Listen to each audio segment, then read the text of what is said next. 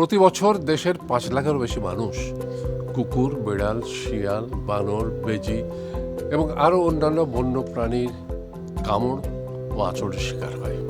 এই সমস্ত প্রাণীর মাধ্যমে জলাতঙ্ক রোগ ছড়ায়, আর এই রোগে আক্রান্ত রোগীরা বাঁচে না। তবে একটু সচেতন হলেই এই মরণ ব্যাধি থেকে রক্ষা পাওয়া যাবে।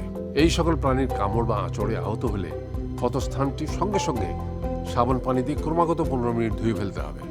তাহলে জলাতঙ্ক রোগে আক্রান্ত হবার ঝুঁকি কমপক্ষে 70% কমে যাবে। এরপর চিকিৎসকের পরামর্শ অনুযায়ী নিতে হবে ভ্যাকসিন।